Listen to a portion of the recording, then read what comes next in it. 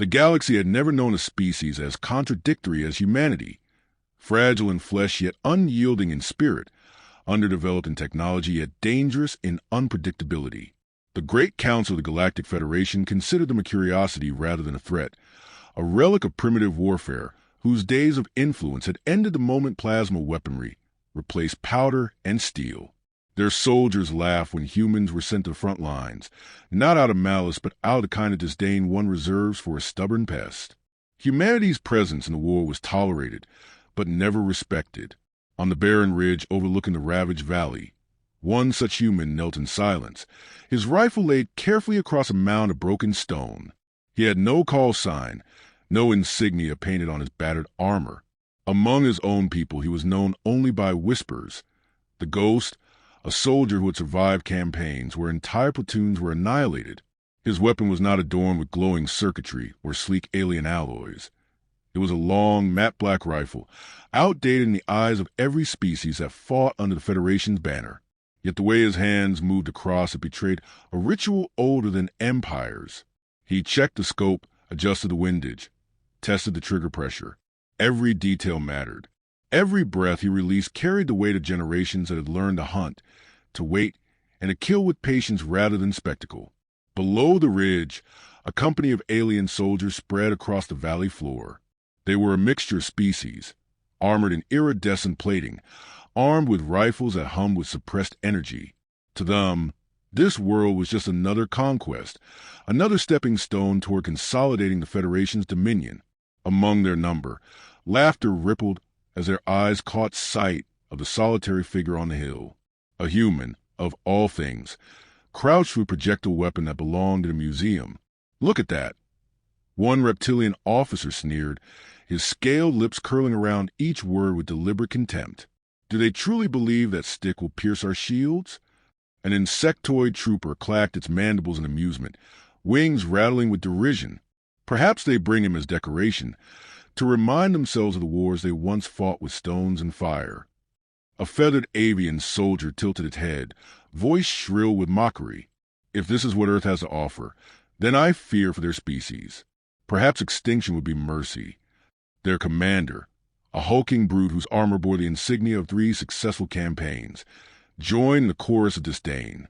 He raised his plasma rifle in a gesture of superiority, shouting so that the human might hear. "Sniper, do you think your bullets will change the tide of war? This is no forest skirmish. This is a battlefield of empires. Crawl back to your relics, little primate."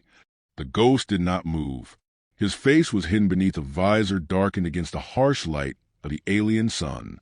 To those who mocked him, he appeared as nothing more than a stubborn statue clutching an obsolete weapon.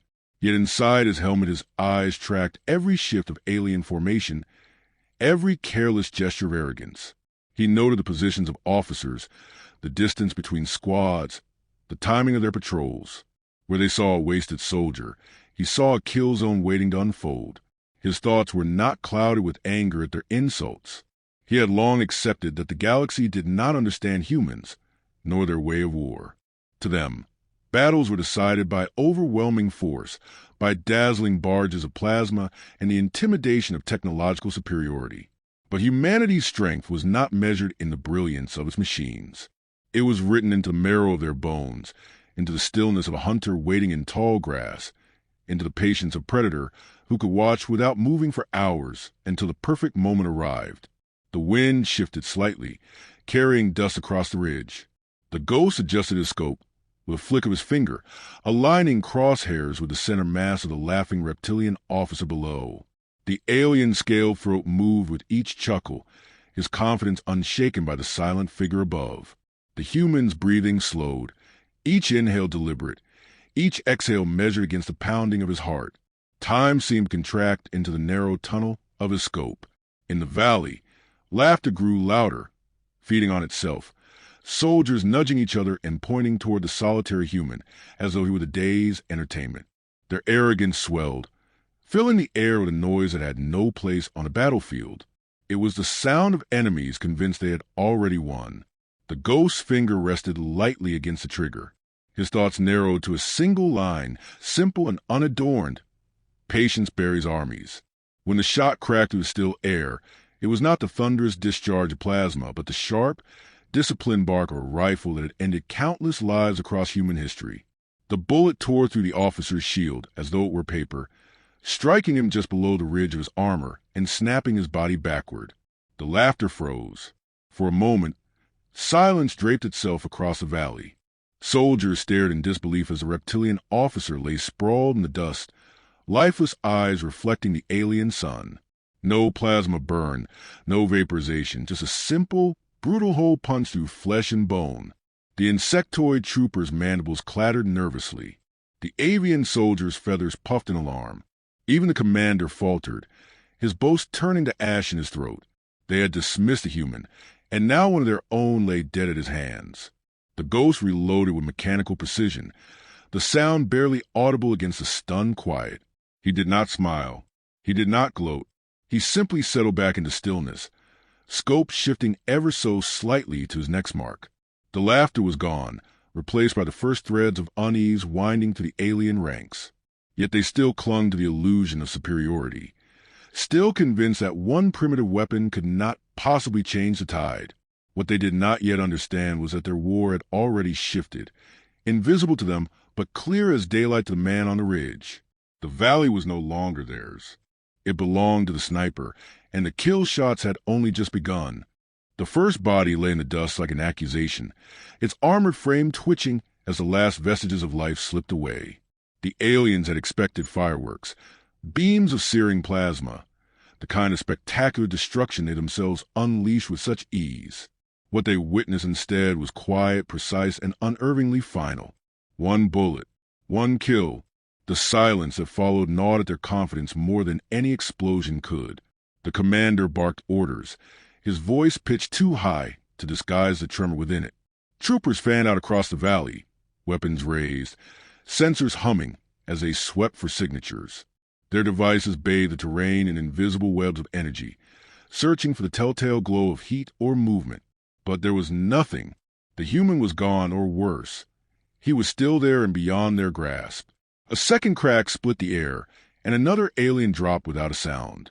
This one had been crouched behind a rock, certain of his safety, shield glimmering with full power.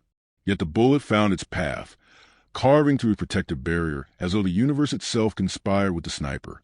The squad froze, eyes darting to the ridge, but the human was a phantom one moment present, the next dissolved into the landscape.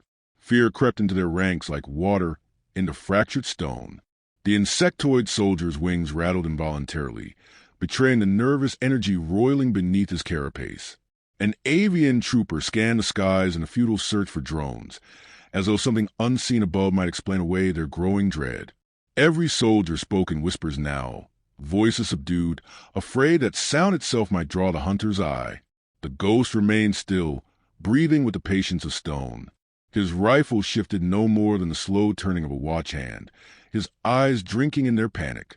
Each movement below confirmed what it had always known. War was not about who shouted the loudest, nor who wielded the brightest weapons.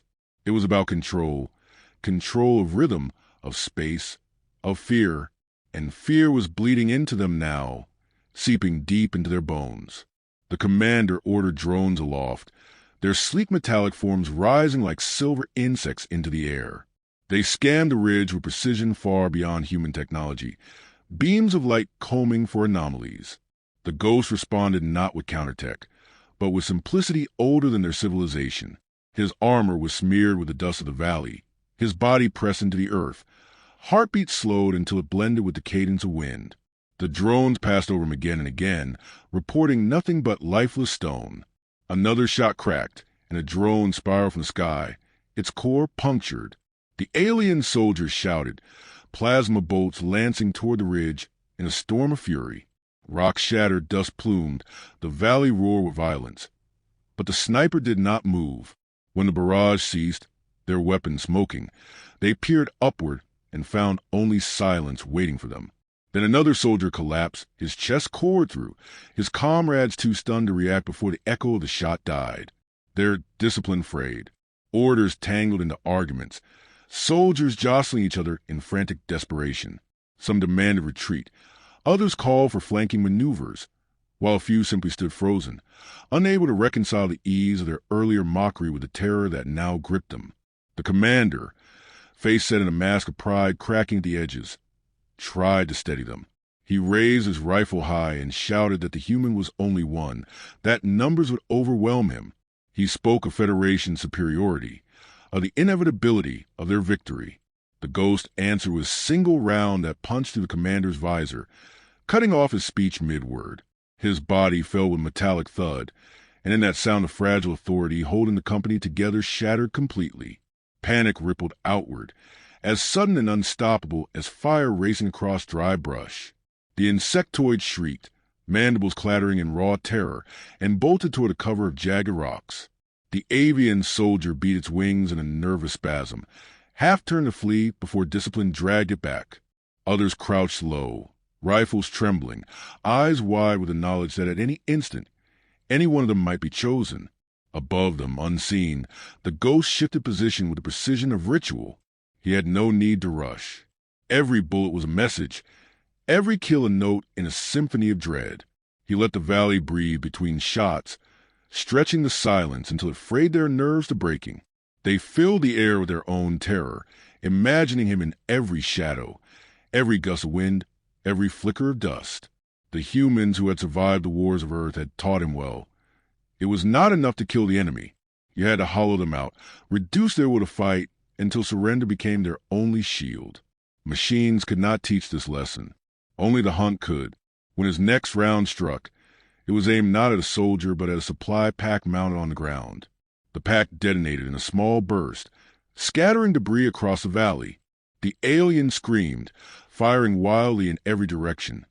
Convinced they were surrounded, plasma bolts lit the terrain in frantic bursts, scorching stone and sand but hitting nothing. The ghosts watched, silent and still, as they wasted their fury on phantoms. In less than an hour, the proud company had been reduced to a fractured mob. Their formations were broken, their voices hoarse with panic. The sniper had not moved from his ridge, yet he owned the battlefield as completely as if he commanded 1,000 troops. His patience was a hammer, their fear the anvil, and between them there was being beaten into fragments. The sun dipped lower, painting the valley in long shadows. The ghost steadied his rifle once more, eyes narrowing on his next mark. The laughter that had once filled the air was gone, smothered beneath silence and dread. Now, only the hollow rasp of alien breath echoed across the battlefield, each inhale heavy with the certainty that somewhere, unseen, a human was waiting to end them. The ridge remained quiet, the hunter unmoving. Yet the war had already turned, and every soldier below knew it. The kill zone had awakened, and the ghost was only beginning to write their names into the dust. The valley was no longer a battlefield. It was a graveyard in waiting. Every shadow seemed to whisper death. Every rock seemed to hold the weight of an unseen rifle.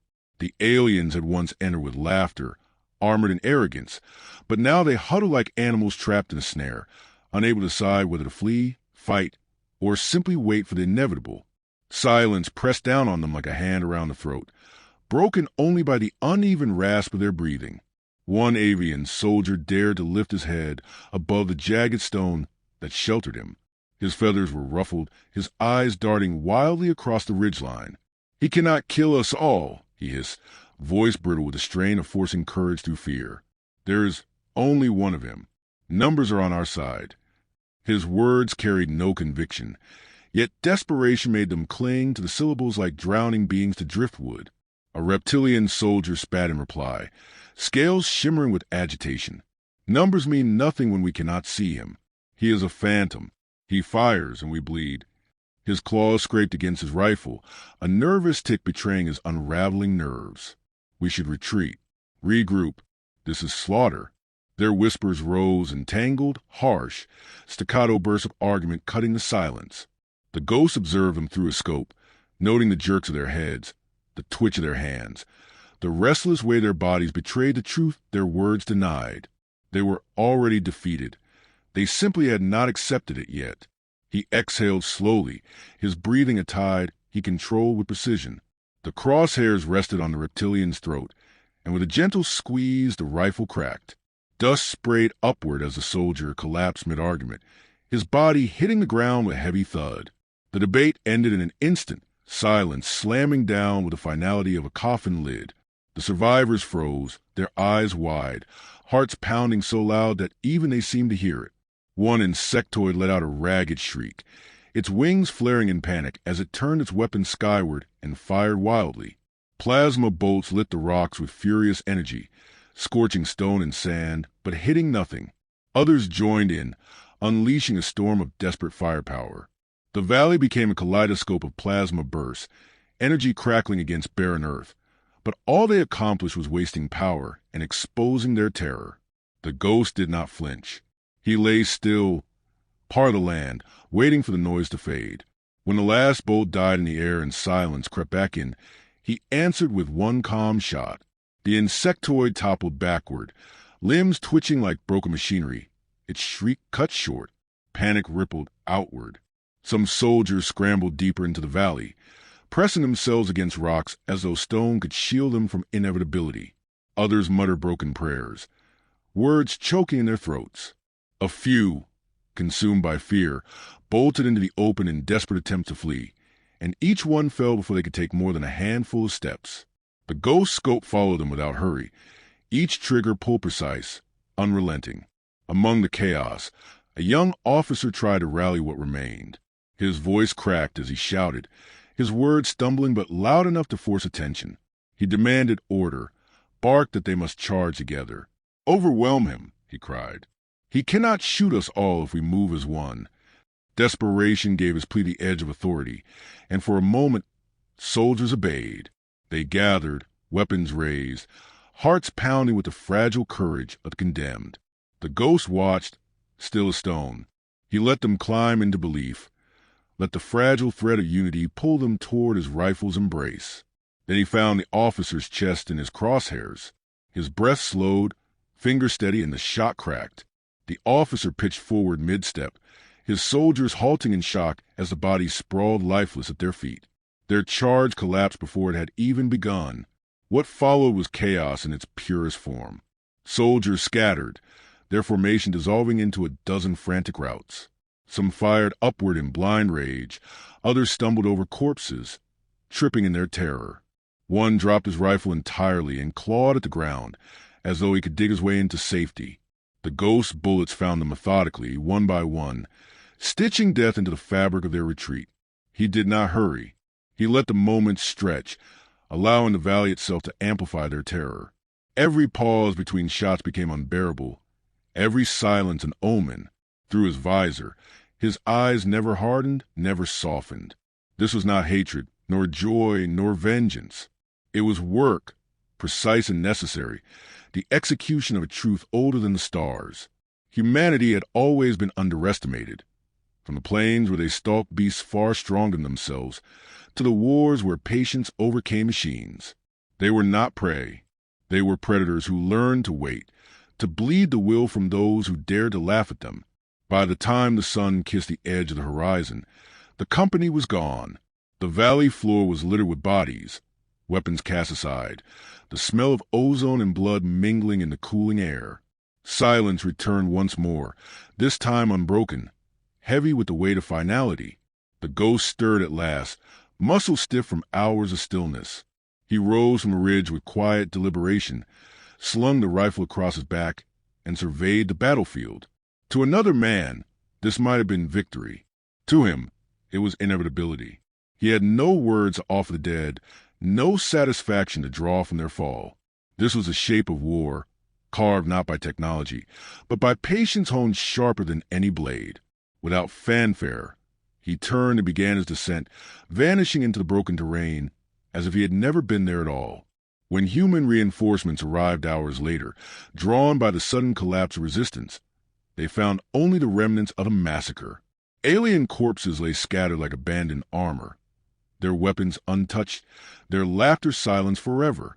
Whispers spread quickly among the soldiers who found the field. They spoke of the ghost, the sniper with no call sign, the human who made empires bleed. In the days that followed, word carried outward like a storm. Across the Federation, soldiers muttered of a figure who could not be seen, who killed without warning, who turned mockery into terror. The story grew, shaped by fear and rumor, until it no longer mattered where truth ended and legend began. What mattered was a lesson seared into every survivor's memory. Humans were not weak. They were hunters, patient and merciless. The ghosts left nothing behind but silence, yet the galaxy would never forget.